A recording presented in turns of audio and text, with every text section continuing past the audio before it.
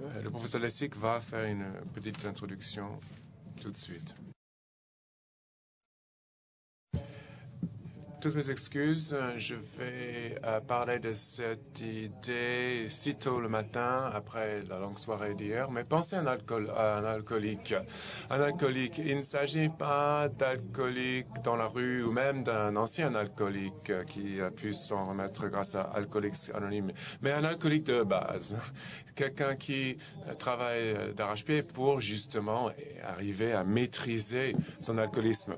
Mais cet alcoolique, imaginez qu'en plus de sa dépendance à l'alcool, il a une deuxième dépendance dont il souffre.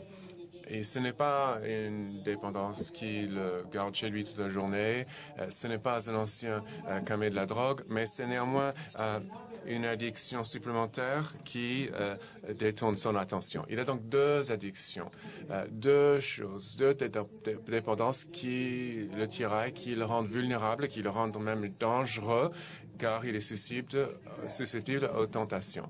Donc, ce qu'il doit faire, le tuyau pour lui, ce qu'il doit faire, c'est de contrôler, de réglementer ses addictions pour les maîtriser, les contrôler, pour ainsi dire. Pourquoi j'en parle? Pourquoi j'évoque cette image? Je crois que c'est une bonne image du gouvernement démocratique moderne.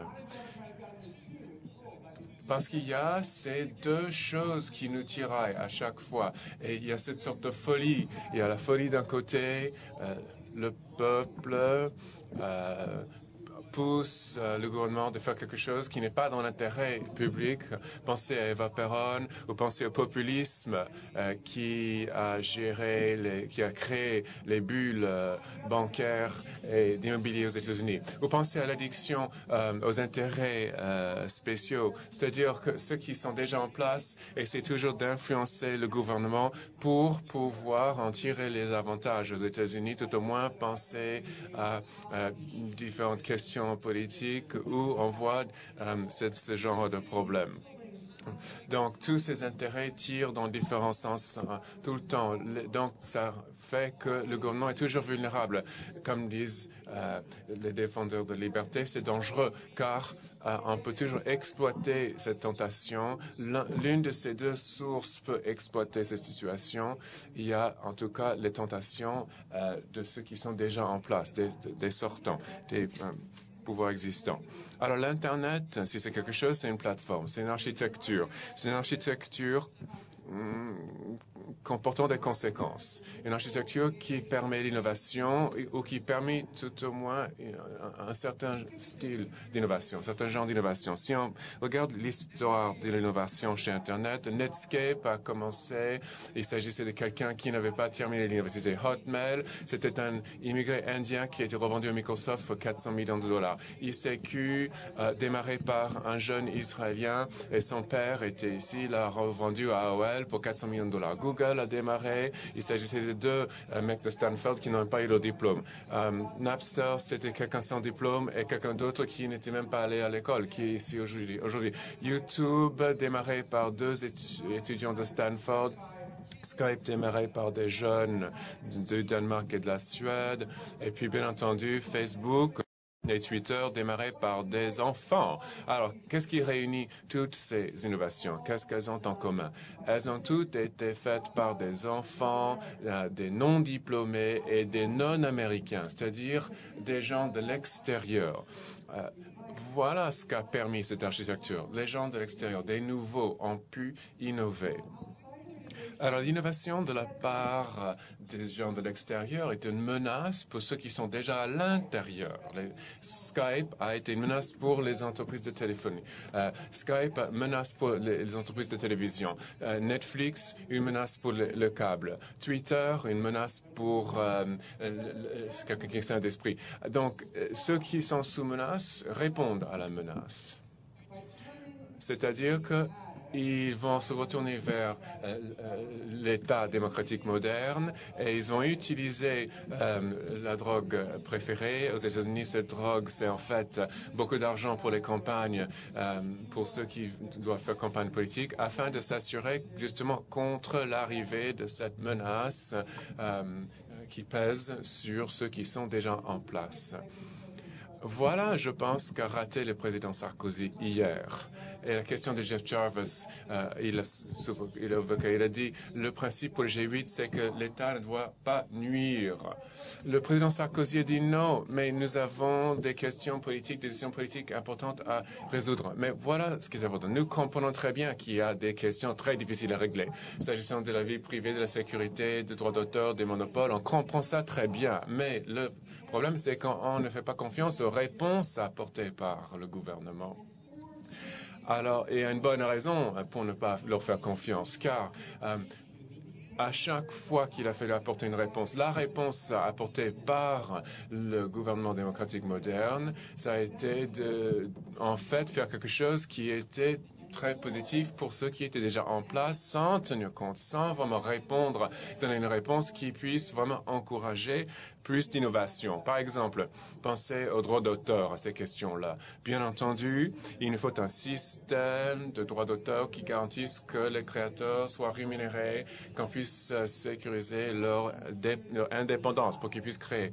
Personne ne dit le contraire. Nous avons besoin de ce système de protection. La question est la suivante. Ce n'est pas de savoir s'il faut protéger les droits d'auteur. Non, la question est de savoir comment protéger les droits d'auteur dans l'ère numérique où l'architecture de droits d'auteur qui date du 19e siècle, est-ce que cela continue à fonctionner au 21e siècle? Quelle serait une meilleure architecture, un meilleur système de droits d'auteur aujourd'hui? Est-ce que c'est ça la question que se pose le gouvernement aujourd'hui? Je pense que non. Au lieu de se poser cette question-là, je pense qu'aujourd'hui, ce qu'on propose de par le monde, surtout ici, et désolé à mes collègues en France, mais c'est un terme technique juridique, la proposition actuelle, c'est quelque chose qui est mort-né, cette idée de réponse graduée, qui en fait est bénéfique à ceux qui sont en place. Cela ignore le potentiel d'innovation qui puisse venir grâce à une nouvelle architecture, un nouveau système de droits d'auteur. Il ne faut pas me croire là-dessus. Un rapport récent, le rapport Hargreaves du gouvernement conservateur en Grande-Bretagne, ils disent qu'il y a des lois sur le droit d'auteur qui ont été élaborées il y a plus de 300 ans pour donner des incitations d'innovation en protégeant les droits des créateurs. Aujourd'hui, ces mêmes lois sont un obstacle à l'innovation et à la croissance économique. Et c'est bien le cas. Pour ce qui est de la politique de droits d'auteur, il n'y a aucun doute qu'on peut dire qu'on a utilisé le pouvoir de ceux qui sont très connus au Royaume-Uni et cela a en fait nuit aux décisions politiques. Vous pensez à la politique du haut débit. L'Europe a connu beaucoup de succès pour qu'il y ait de la concurrence dans le domaine du haut débit, donc pour générer plus de croissance de Internet haut débit.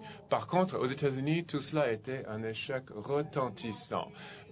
Les États-Unis étaient premiers pour ce qui est de la pénétration du haut débit et maintenant on est 18e ou 28e selon. Ce changement-là, c'est justement à cause des décisions politiques qui ont empêché la concurrence dans le domaine des FAI de broadband. Ils avaient une réponse, les FAI, et ils ont trouvé des réponses qui étaient bénéfiques pour eux, mais qui ont anéanti toute incitation de concurrer entre eux. Donc, pas de concurrence entre eux, pas d'innovation.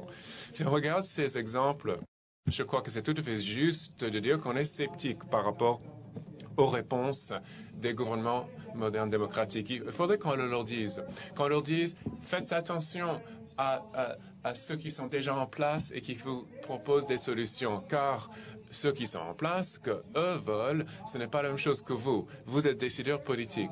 Eux, ce qu'ils veulent, c'est générer des bénéfices pour leurs entreprises.